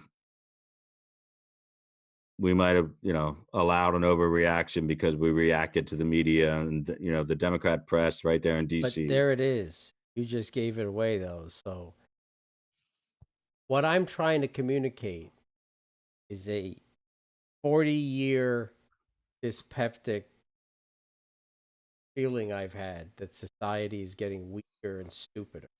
But if we take that out, the reality is that once the media started on this path, only a fool would not react in kind, right? So the president, here's the thing. You think the Chinese just decided to start executing its own citizens and burning their bodies in unmarked holes hundreds of miles away from? No, but they were literally. That's what I call every other weekend in China. So, but yeah. But listen, the Chinese, they will kill you or have you killed for being a political dissenter. But they're generally not ripping people out of factory lines or, entombing you in your building and then setting you on fire when you're dead. That's the kind of panic that they were egged into doing by the foreign press. Right? The foreign press is berating them that their economy is going to go down because people are losing what little faith and confidence they have in the Chinese and economic power.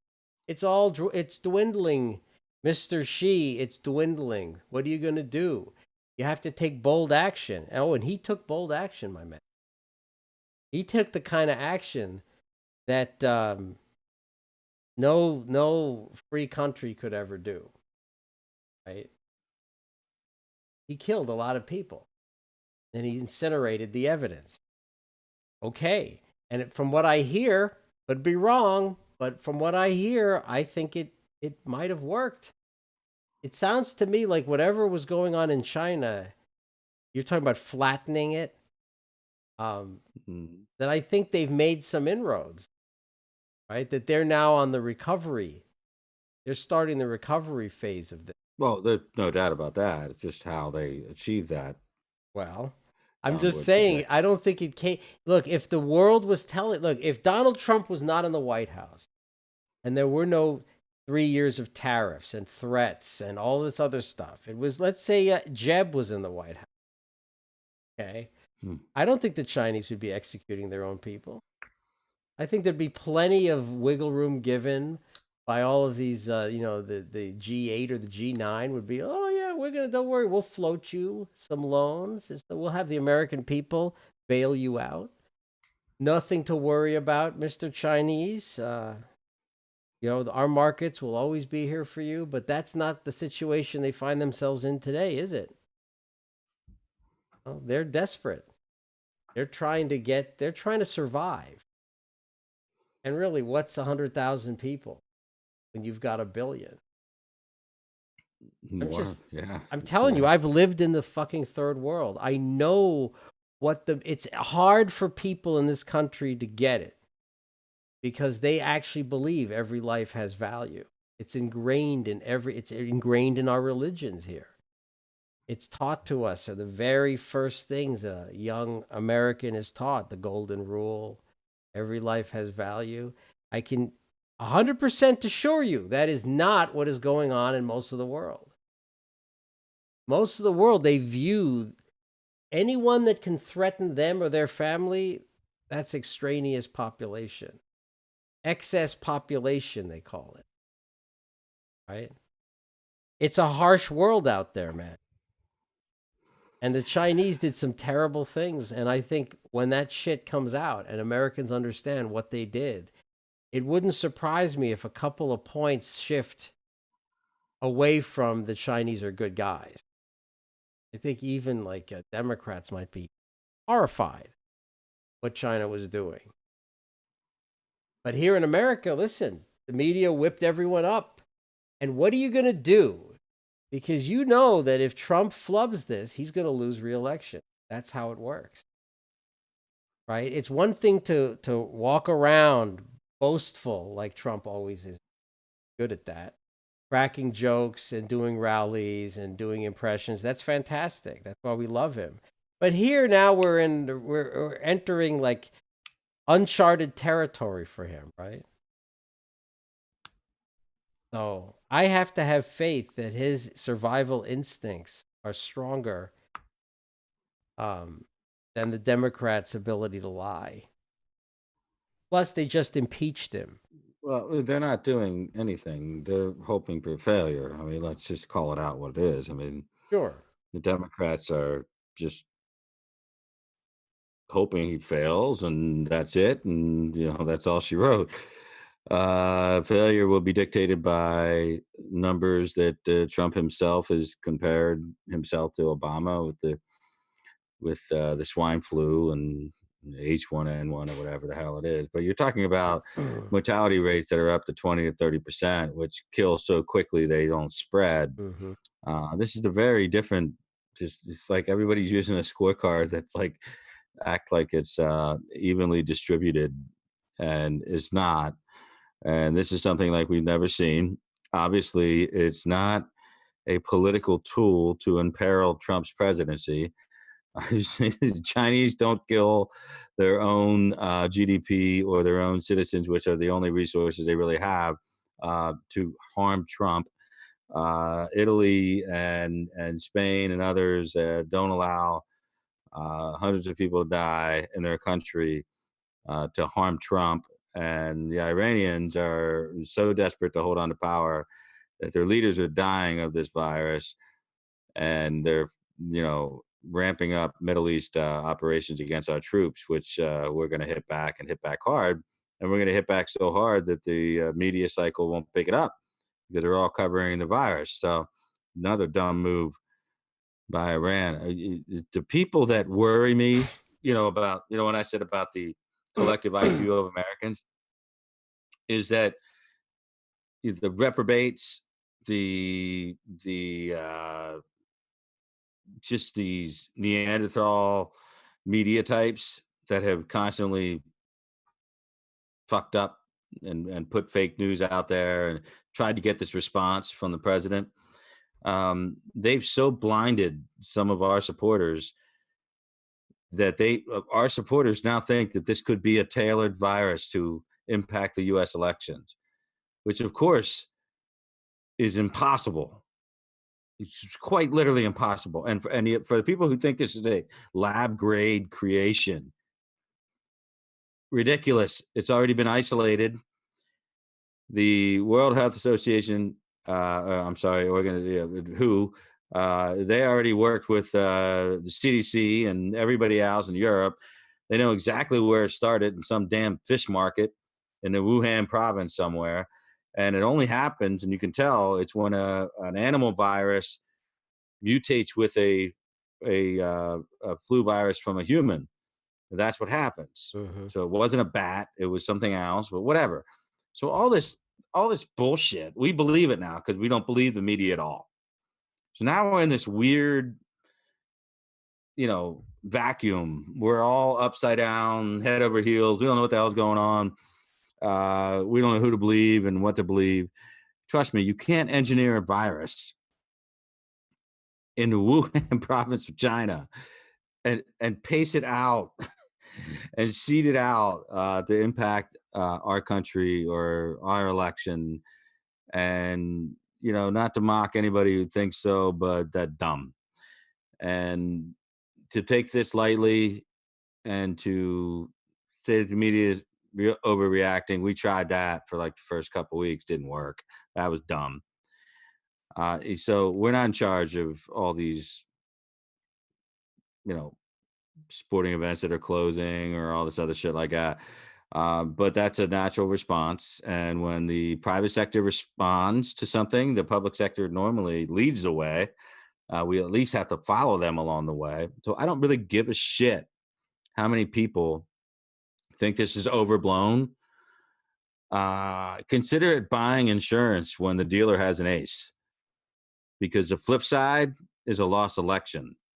So if your delicate sensibilities are offended because some sporting events have been closed or schools have been closed or the market went down 5%, 6%, 7% since this whole thing started, you've got your priorities all fucked up and out of whack.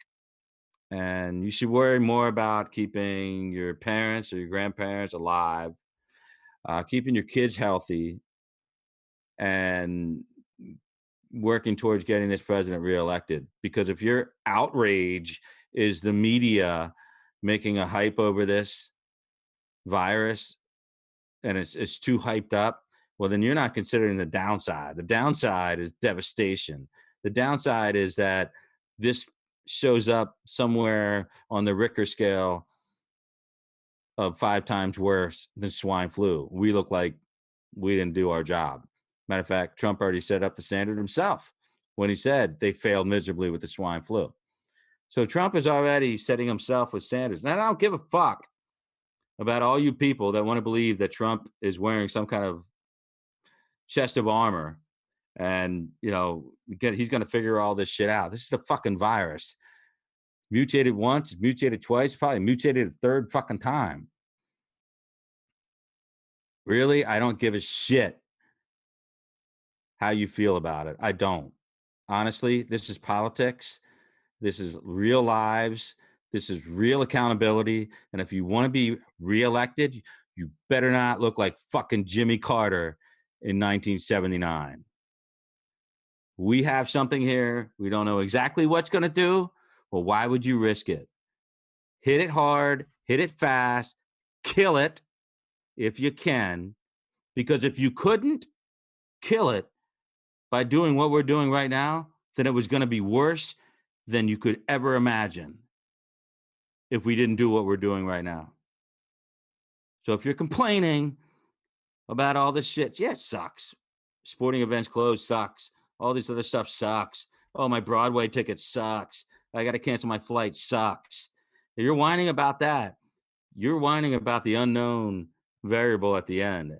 X plus the Y. What's the Z? You don't fucking know. We can't chance that with Trump. You know why we can't chance that with Trump? Because you got Ginsburg and you got Breyer on the Supreme Court. You understand that we have a lot more at stake. So I'm sorry if you have to wipe your ass with your fucking hand like an Arab, wash it afterwards. Everything is going to be okay in a couple of weeks. If you go to the grocery store and act like an asshole and try to buy 20 things of paper towels or toilet paper or Kleenex, maybe someone should call you out, punch you in the face, because that's stupid behavior. We're Americans. It's about civility. It's about caring for your neighbor. Don't give a shit whether they have a D or an R on their registration ticket when they go to vote. We get through this all together, and we get through it with common sense. You take the political bullshit out of it. Don't get worried about what the fucking assholes on CNN or MSNBC say. Don't get worried about the dumb questions that we have to answer, the daily coronavirus updates in the press briefing room. What's the larger issue here is that we minimize death, minimize morbidity, minimize political damage, and minimize economic damage. That's all you have to do. Don't forget to look at the calendar every day and see that you're closer to an election. Don't come to me with your Wuhan province designer lab bullshit. The Chinese are after Trump. They're going to screw him. They're going to kill. They're going to kill hundreds of thousands of their own or 100,000 people to do that. Doesn't make any fucking sense. Why would China crush their economy worse than it's already crushed? Doesn't make any sense. They Trump cut it off early. Flight travel. All what little leverage they had left. They traded away half of during. Traded away. They already owe us.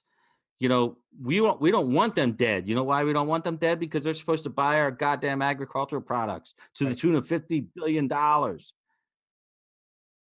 So everybody get your head out of your ass. Stop being so fucking sensitive. Stop acting like you're Superman and the rest of the world is all a Twitter over nothing. Listen, I could get it and be okay. Fine, great. I'm not going to fucking kill my parents over it. That's the fact of the matter. Fact of the matter is the infectious rate is up to 10 times what influenza is. Don't believe it? Take a shit on the NIH, take a shit on the CDC, all you want. Don't believe it because of some Indian or Pakistani guy talking from the World Health Organization, and you don't trust people because they're a different skin tone and accent. That's on you. Typical American behavior has led to many a fucking death. Respect it. It's a virus. You're going to get it. If you're like us and you're our age, you're going to make it. Your kids are going to be okay, but they might carry it to somebody who's not going to be okay. This is a political calendar year. And your feelings, I don't care. I don't care about your feelings. And your conspiracy theories are ridiculous. They fly in the face of every fucking medical fact, biological fact, anthropological fact that's ever happened since Darwin, pre-Darwin. I don't want to hear about it, okay? Don't come at me with some bullshit. I don't need a lesson in anthropology or epidemiology or biology from you. All right? I can get it from a professor or a doctor who teaches that shit. So you might not like what I'm saying. Never stopped me before. Take it seriously. Get yourself tested, not because you're worried about your own mortality, not because you're worried about this Chinese lab made conspiracy, but because you might impact or infect your parent, grandparent, elderly neighbor, anyone else you run into. It's not that big of a fucking deal. And go to the CDC website. If you have a symptom, they'll ask you to get tested. And if you go through the tested side of the website, they'll line up a number that will be present with you when you line up with the people who are doing the testing at the Walgreens and the Walmarts, the CVS, and blah, blah, blah, blah. Get yourself tested when you can. Don't go to your doctor if you have no symptoms, unless you're a heart transplant patient or a cancer patient going through chemotherapy, because they're not going to test you. I don't know how much more we can be clear, because I watch all of these things every day, 10 times a day. Maybe not everybody gets a chance to do that. So I'm just going to tell you what they say. If you have no symptoms, you think you were exposed to somebody who had it, go to CDC's website, fill out whatever they say. And if it doesn't say get tested, you're not going to get tested. Doesn't mean you can't quarantine yourself from people who might get it and spread it. Hey, baby, this is a new world order. This is it. Microbes travel everywhere. Viruses travel everywhere. That's the way it is. Tucked away. Get used to it. We're Americans. I want to be smarter. I want to be more efficient, and I want to be better at the results of what we're seeing in Europe. I want to conquer this socialized medicine beats all bullshit that we have coming out of Bernie's mouth and AOC's mouth every night, that we don't have enough ventilators in this country, and we're going to get overwhelmed, and we're going to have 1.5 million people seeking beds and ventilators, and we're going to have 2 million people dead in this country. This kind of bullshit is got to stop. The only way that it'll ever be a reality is if everyone on here and everyone else everywhere else decides to say, this isn't serious. I don't give a shit. I'm going to the movies. So the what? That guy coughed. I'm going to go to a buffet. I'm going to see if Golden Corral's open. That sneeze guard will save me. And then I'm going to go see my mom and give her a box of fucking leftovers with rolls and a salad in it. If you can't be smarter than that, then you have failed the economic Darwinism test. And that's what happens when you fail the Darwinism test. You lose your life or the life of someone you love. Common sense. You wash your hands, you apply sanitizer if you can find it, and you leave a rack of toilet paper left for somebody else behind you, because respiratory illness rarely yields diarrhea. Get smart, be smart, stay alive, and keep your family alive. I'm too pissed off to continue, so I'm going to let Glenn wrap it up. I'll see you on Tuesday. Everybody, keep your wits about you.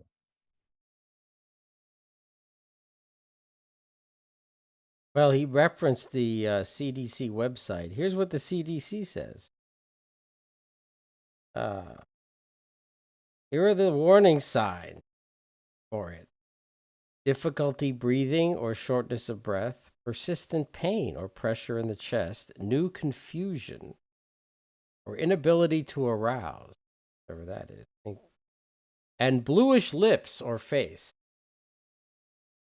Well, I guess those are the big ticket items. Guess that's it.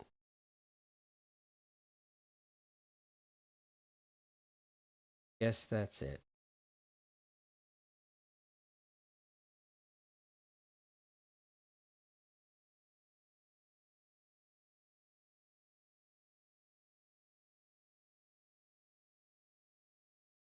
They have a whole page on how we shouldn't stigmatize